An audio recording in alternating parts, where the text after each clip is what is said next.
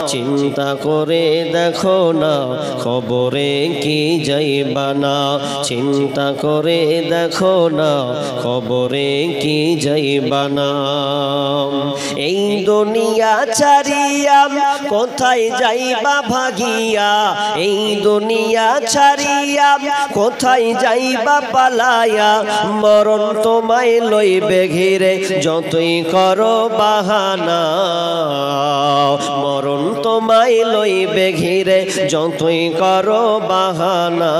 চিন্তা করে দেখো না কবরে কি যাইবা না, চিন্তা করে দেখো না কবরে কি যাইবা না। আজান কানে শুনিয়া কেমনে থাকো ঘুমায়া, আজান কানে শুনিয়া কেমনে থাকো ঘুমায়া, কবরের আযাবের কথা একটু স্মরণ করো না, কবরের আযাবের কথা একটু স্মরণ করো না। চিন্তা করে দেখো না কবরে কি যাইবা না, চিন্তা করে দেখো না কবরে কি যাইবা না।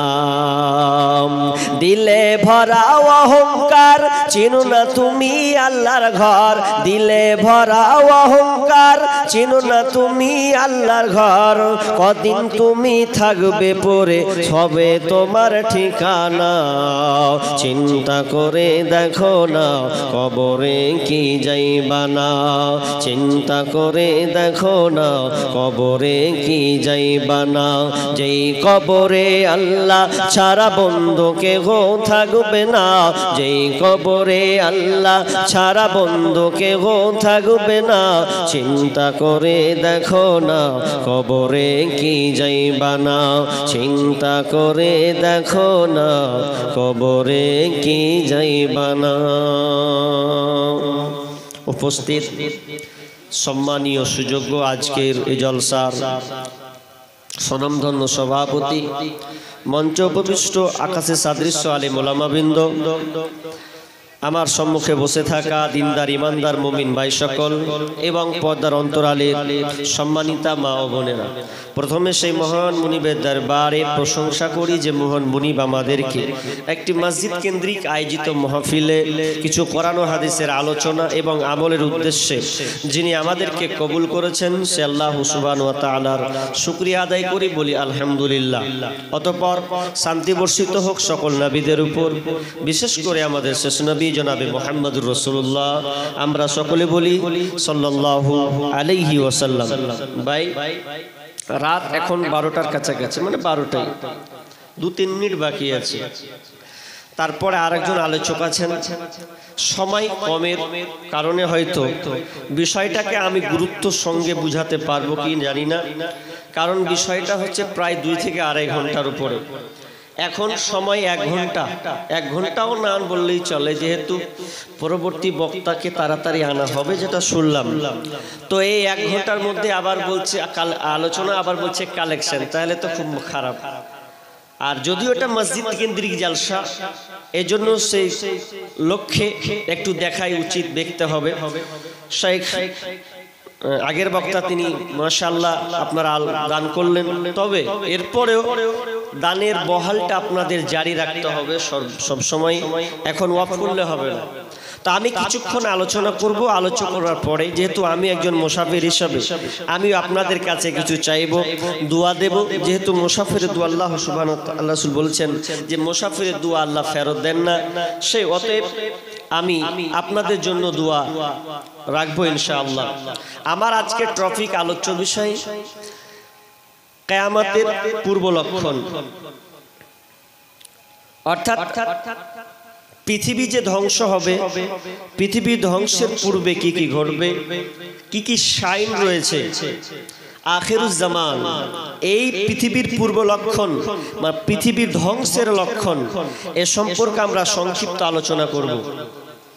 তার আগে একটা কথা বলি, আপনারা যেহেতু আমরা সবাই ইমানদার মানুষ বসে আছি, আচ্ছা আমরা সবাই জানি পৃথিবী একদিন ধ্বংস হবেই, এটা আমাদের কারো নাকচ করার আছে? আমরা সবাই বিশ্বাসী যে পৃথিবী একদিন গুটিয়ে নেওয়া হবে, ধ্বংস হবে সুনিশ্চিত। তবে তাহলে এই বিষয়ে আলোচনা করার কি প্রয়োজন আছে? প্রশ্ন তো থাকতে পারে, ঘটবে যখন এই আলোচনা করার কি প্রয়োজন? জি, দেখবেন মেয়েরা রোজ যখন উঠে, সকাল হলে সূর্য যখন উঠে, মেয়েরা যখন কাপড় পরিষ্কার করে, পরিষ্কার করার পর দড়িতে মেলে দেয়, বা অনেকে গম দেয়, ভুট্টা দেয়, অনেক কিছু শুকোতে দেয়, দেয় কি দেয় না ভাই? দেয় তো। আচ্ছা, দেওয়ার পর আকাশ সুন্দর, কিন্তু যখন আকাশটা মেঘাচ্ছন্ন হয়ে যায়, কালো বর্ণের হয়ে যায়, তখন আপডেট, তখন খবর দিয়ে দেয় কি, যে বৃষ্টির সম্ভাবনা আছে। এজন্য মা বোনদের দেখবেন, যেমনি আকাশ কালো হবে, মেঘ উঠবে, সঙ্গে সঙ্গে সব কাপড়কে কুটিয়ে ভিজে যাবে, তাই তো? তাহলে সংকেত দেখাচ্ছে কি, মেঘলা, বৃষ্টি হতে পারে, কাপড় যেন না ভিজে যায়। এজন্য আমাদের মা বোনেরা তাড়াতাড়ি করে কাপড়কে তুলে নেয়। ঠিক অনুরূপ আমরা ইমানদার মানুষ, পৃথিবী ধ্বংস হবে, কিন্তু আমাদের ইমানকে সবসময় রেডি করে রাখতে হবে, যাতে আপনার মত, আপনার বিদায়টা, যাত্রাপালাটা যাতে আপনার সুন্দর হয়, ইমানি হালাতে থাকে। এজন্য আমরা এই বিষয় সম্পর্কে জানবো। এ বিষয়ে ইহুদি নাসারা, মুশরিকরা আল্লাহ রাসূলকে জিজ্ঞাসা করতেন যে কিয়ামত কখন হবে। ওরাও প্রশ্ন করত যে কিয়ামত কখন হবে, একটু বলবেন? তো রব্বুল আলামিন নবীকে বলছেন, সূরা আহজাব কয়েকটা আয়াতে আছে, তার মধ্যে একটা পড়েছি, সূরা 33 নম্বর সূরা 63 নম্বর আয়াত। আমি আর বেশি ভূমিকা নই, সরাসরি আয়াতের দিকে। বিসমিল্লাহির রহমানির রহিম। ইয়াসআলুকান নাস আনিস সাআ কুল ইন্নামা ইলমুহা ইনদাল্লাহ ওয়া মা ইউদরিকা লাআল্লাস সাআতা তাকুনু করিবা। রব্বুল আলামিন বলেন, নবী হে, আপনাকে ওরা কিয়ামত সম্পর্কে জিজ্ঞাসা করে, কিয়ামতটা কখন হবে এই ব্যাপারে ওরা আপনাকে জিজ্ঞাসিত করে। আপনি তাদেরকে বলে দেন, কুল ইন্নামা ইলমুহা ইনদাল্লাহ, এই জ্ঞান কেবলমাত্র আল্লাহর কাছে আছে, এই জ্ঞানটা পৃথিবীর কেউ দিতে পারবে না। ওয়া মা ইউদরিকা লাআল্লাস সাআতা তাকুনু করিবা। নবী আপনি এটাও জেনে নেন, নবী কি আপনি জানেন কিয়ামতটা খুব কাছাকাছি, নিকটবর্তী এসেছে। তার মানে কিয়ামতটা বেশি দূরে নয়। তবে অত্র আয়াত থেকে আমরা স্পষ্ট এটাই হলাম, পৃথিবী একদিন ধ্বংস হবে, কিয়ামত সংগঠিত হবে, কিন্তু কোন দিন হবে এই জ্ঞান আল্লাহর কোন নবীকে দেননি, কোন আম্বিয়া, কোন রাসূল, কোন সাহাবীদেরকে, কোন আপনার কিনা সত্যবাদীদেরকে বার্তা কিন্তু বার্তা দেওয়া হয় নাই, বরং এই জ্ঞান আল্লাহর কাছে আছে। এই জ্ঞানটা কেবল আল্লাহর কাছে আছে, পৃথিবীর কারো কাছে নাই। পৃথিবী কখন ধ্বংস হবে এ ব্যাপারে নাসা বিজ্ঞানী যারা পৃথিবী নিয়ে যারা গবেষণা করছেন, বর্তমানের হেডলাইন গুলো আপনি ইউটিউব, গুগলসে সার্চ দিবেন, তারা অনুমান করছেন যে প্রায় 2036 সালে পৃথিবী ধ্বংস হয়ে যাবে। এটা নাসা। আরেক কিছু তার আগে তো বলেছিল যে 2012তেই শেষ। 12 টপ করে তো কত ছেলে নাতি পোতা হয়ে গেল না জি। আসলে এই জ্ঞানটা পৃথিবীর কাউকে দেওয়া হয়নি, তবে নাসা বিজ্ঞানীরা কিছু আভাস, তারা যেহেতু গবেষণা করছে, এই জন্য তাদের কিছু ধারণা যে পৃথিবী খুব কাছাকাছি, খুব কাছাকাছি। তাহলে পৃথিবী কখন ধ্বংস হবে, কি হবে পূর্বে?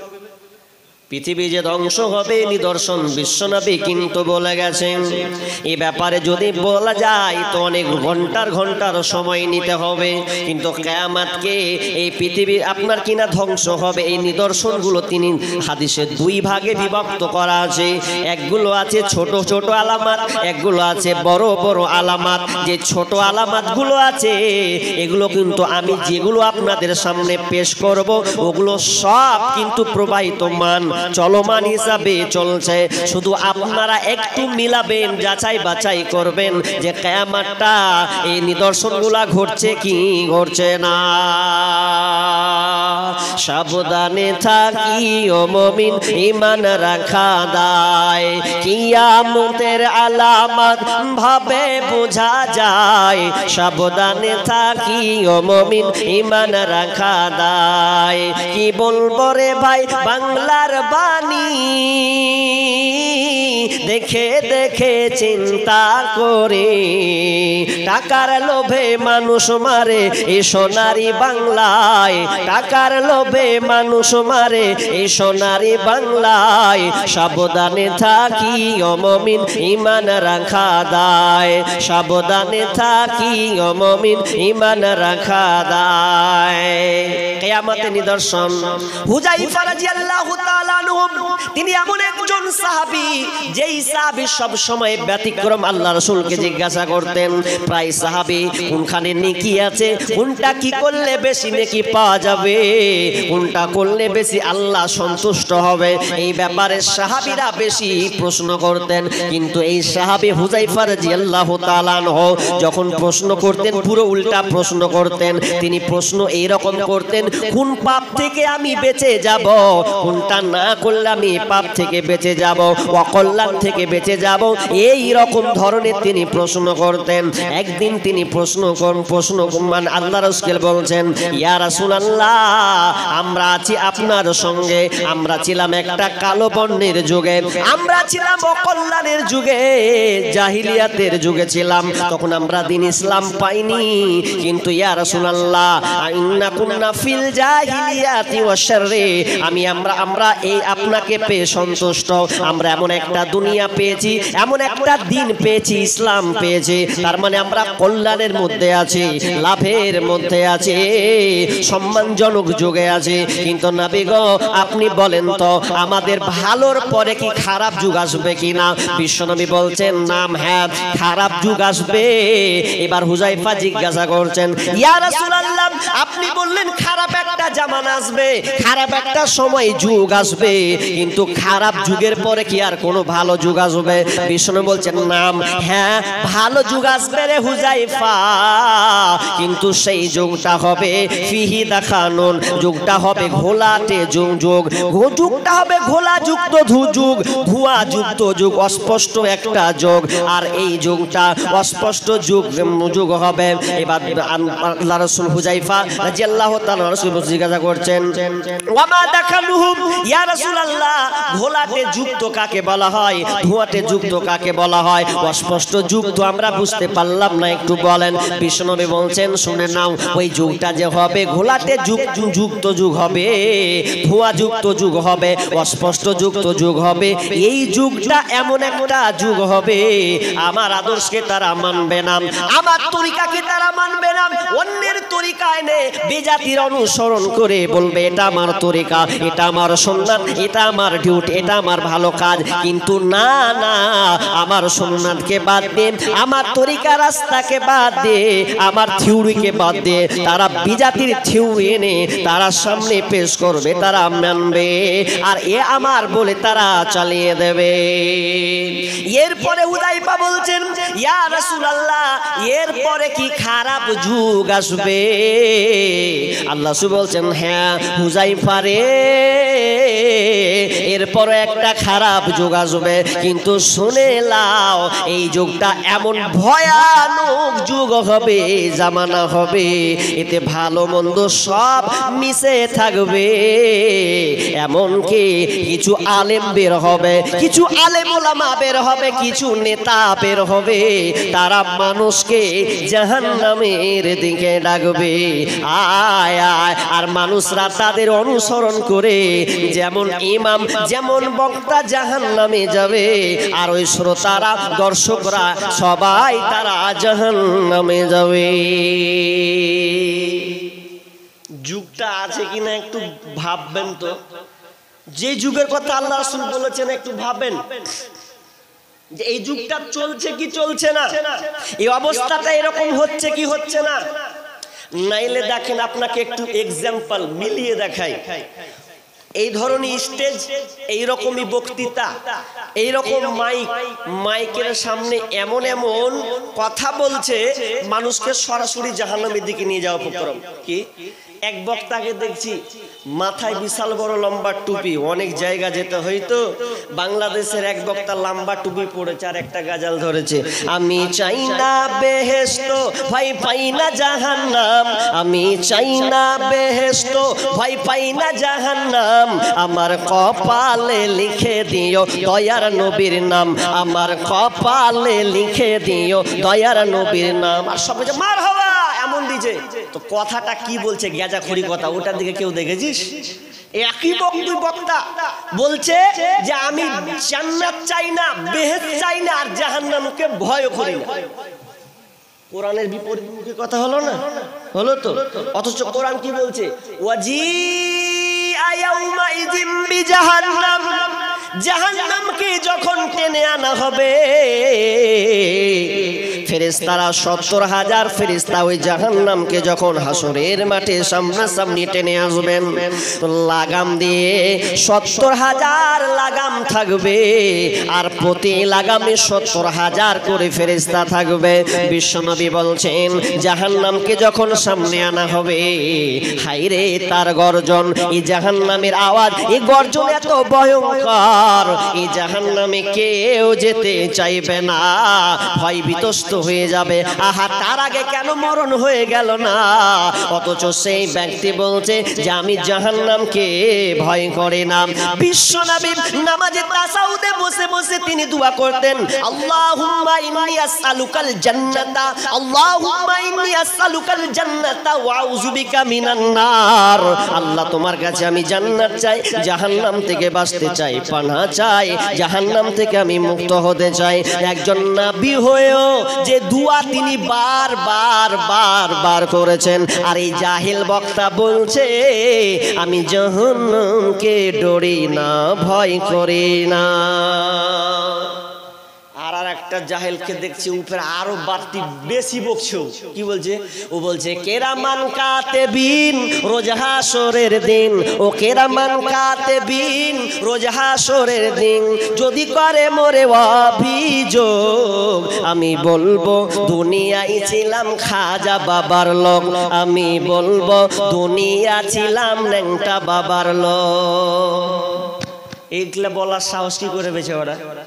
কবরেও খাজার নাম লিবে, দাতার নাম লিবে, ও মুক্তি হয়ে যাবে, আল্লাহর কাছে অভিযোগ করে পার কিছু হবে না।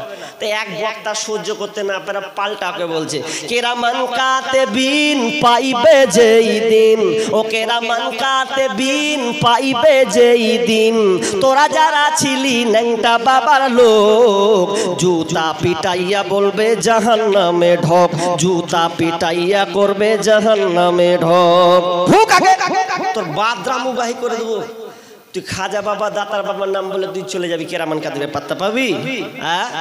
আর এগুলো বলছে মানুষ মনোযোগ দিয়ে এগুলো শুনছে আর বলছে মারহাবা সুবহানাল্লাহ, অথচ দেখছে না যে কথাটা কোন গাঁজাখুরি কোন দিকে ঘুরছে। যেখানে কবরের রেহাই নেই, কবরে যেমন কোন সাহাবী ভয় বিধ্বস্ত হতেন, বিশেষ করে উসমান রাদিয়াল্লাহু তাআলা কবরের নাম শুনলেই বা কবর দেখলে চোখ দিয়ে ঝরঝর ঝরঝর করে পানি পড়তো, আর সেই ভণ্ডাম করা জায়গা পায় না। তো সেই জামানা এখন বর্তমানে সেটা দেখাই যাচ্ছে, এমন মারাত্মক হয়ে গেছে। এবার চলেন কি হবে? হাদিস তো পড়ে আছে, কোনটা ছাড়ি আর কোনটা ধরি। একটা লম্বা হাদিস আছে, ওটার উপরে আলোচনা করতে গেলে 1.5 ঘন্টা, ওটার উপরে। তা আমি ওগুলা বলবো, শুধু তর্জমা করবো, চলে যাবো। আজকে তাফসীর ব্যাখ্যা অতটা করছি না। আবু হুরায়রা রাদিয়াল্লাহু তাআলা বলেছেন হাদিসটা তিরমিজি, হাদিসটা যায়ীফ, কিন্তু বাকি হাদিসের উপরে যখন আপনি রিসার্চ করবেন, গবেষণা করবেন, তখন দেখবেন হুবাহুব কথাগুলোর মিল আছে, কোনো একটা কথা আপনি কাটতে পারবেন না। কি হাদিস? বিশ্বনবী বলেছেন, রাবি আবু হুরায়রা তিনি বলছেন, আবি হুরায়রা রাদিয়াল্লাহু তাআলা আনহু قال قال رسول الله صلى الله عليه وسلم اذا اتخذ الفيض والا والأمانة مغناما والزكاة مغراما وأوتوا المال غير دين وعطى الرجل امرأته وأبقى أمه وأدنى صديقه وأقصى آباه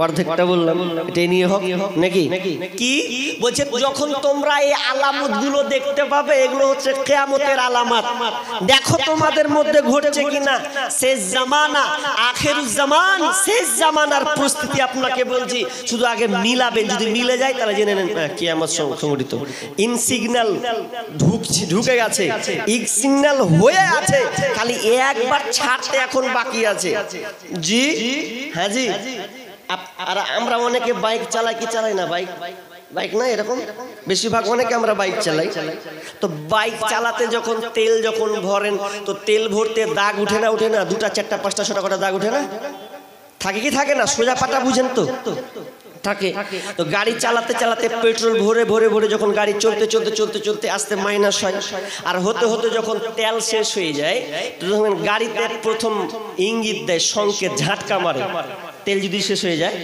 গাড়ি আপনাকে বলবে তেল ভর না হেঁটে হেঁটে যাবি বলে কি বলে না এটা ঝিটকা মারে না গাড়িতে হয় মানে ও বলে দেয় তেল ভরবি তো ভর না তো এখনই তুই 40 কিলোমিটার আছিস হাঁটতে হাঁটতে বাড়ি যাবি তুই ও সংকেত দিয়ে দেয় তার মানে এটাও সংকেত কিয়ামতের আলামতের সংকেত যখন তুমি দেখবে তার মানে আর পেট্রোল শেষ আর নাই দুনিয়া আখরি হতে আছে কি ইজাত তুখিদাল ফাইয়ুদু ওয়ালান যখন তোমরা দেখবে জনসাধারণের মাল নেতারা নিজের মনে করে নেবে গনিমতের মাল সেই পাবলিকের জনগণের মালগুলো তারা নিজের মনে ওই ইজাত তুখিদাল ফাইয়ুদু ওয়ালান আর জনসাধারণের মাল নেতারা নিজের মনে করে তারা খাবে এখন এই এক নম্বরটা মিলিয়ে দেখেন বর্তমানে এটা ঘটছে কি ঘটছে না যত নেতা শুধু আপনার বলে না হয়তো আপনাদের এলাকার নেতা ভালো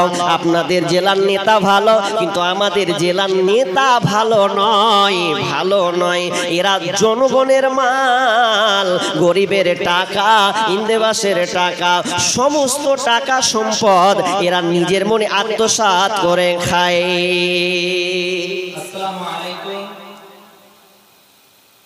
একটা জরুরি ঘোষণা বাবলাবন্না গ্রামের রিজওয়ান নামের একটা ছেলে যার বাবার নাম জাহাঙ্গীর আলম হারিয়ে গেছে তাকে খুঁজে পাওয়া যায় না কোথায় যদি আপনারা এরকম বাচ্চা দেখেন কোথায় খাড়িয়া কাঁদছে তো আপনারা স্টেজের কাছে বাচ্চাটাকে নিয়ে আসবেন নাম পুজ করে নেবেন রিজওয়ান আলম বাবার নাম জাহাঙ্গীর বাড়ি হচ্ছে বাবলাবন্না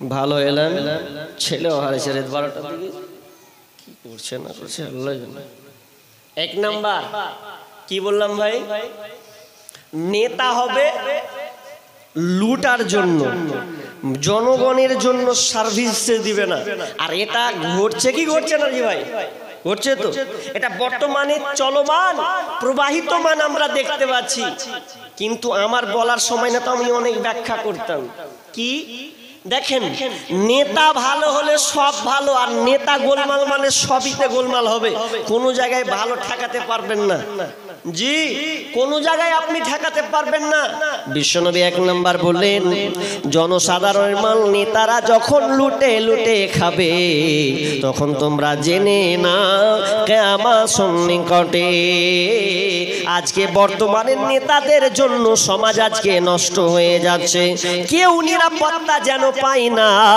বন্ধুরে না আমাদের নেতা কেমন হওয়া উচিত কিন্তু আমরা আদর্শটা আমাদের উপরেই চাপবে কারণ আমরা নেতা যখন নির্বাচন করে তখন আমরা ভালো মন্দ পার্থক্য করি না কিছু টাকার বিনিময়ে ভোটগুলোকে আমরা বিক্রি করছি কিন্তু এটা শেষ জামান আখিরুজ জামানের একটা নিদর্শন প্রথম নম্বরে বিশ্বনবী বললেন তোমরা দেখতে পাবে যে নেতাটা তৈরি হবে তোমরা চলমান দেখতে পাবে চোখের সামনে তখন জেনে নাও কিয়ামত সন্নিকটে আরে নেতা কেমন হওয়া